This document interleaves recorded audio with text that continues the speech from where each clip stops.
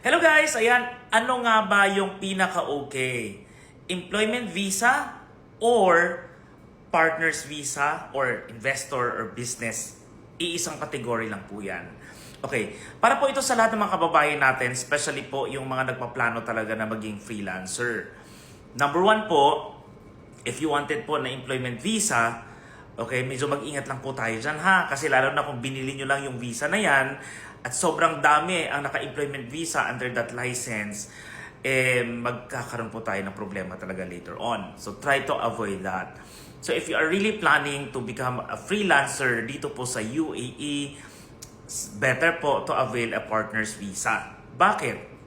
Number one po, if you are a freelancer, okay, na partner's visa holder, it means po you are considered as business owner. So ibig sabihin, hindi ka po empleyado. Okay? And also, hindi ka na rin OFW. So in short, if you wanted to go home in the Philippines and enjoy your vacation, no need na po na magpa-OEC, di ba? At hanapan kayo ng WPS at contract verification kasi hindi po kayo OFW. Okay? So if you have this partner's visa po, and if you wanted to go home, just book a ticket and then pwede ka nang umuwi. The only difference is that kapag babalik po kayo dito, magbabayad lang po kayo ng 1,600 na travel tax sa Philippine airport. Okay? Kasi po hindi na kayo OFW, wala kayong balik manggagawa, kaya naman you have to pay for that travel tax. Again, that's only 1,600 pesos. Pero ano yung mga advantages kapag freelancer ka with partner's visa? Ang kagandahan po nito, since you are one of the owner of the company, so ibig sabihin po, you can conduct businesses mo dito. Pwede mo i-offer yung mga services mo. Okay? And then at the same time, most of the time po, hindi mo kailangan talaga ng NOC. Kasi ang NOC is No Objection Certificate. So ibig sabihin, ang NOC po ay kailangan niya ng mga naka-employment visa kasi nga, employment visa ka, ibig sabihin meron kang amo, meron kang boss.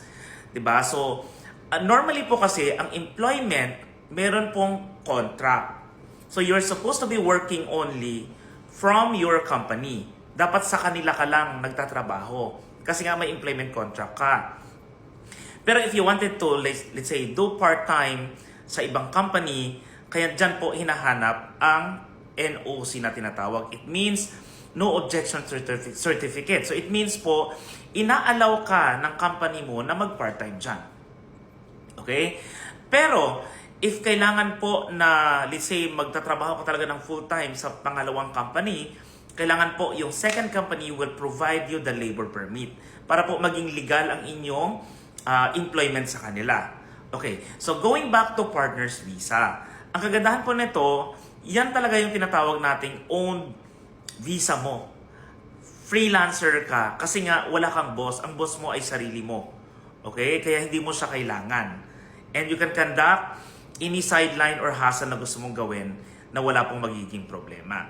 Okay, ito yung good news. Dito po sa Trip Expert International, meron po kaming package which is will just cost you guys 7,000 dirhams. Okay? For more details, you can message me po sa aking WhatsApp number or you can visit our office dito po sa office number 7 ng Riga Business Center, first floor. Hanapin nyo lang po ang Sky Signature. Okay? For more details po, better to follow my TikTok account.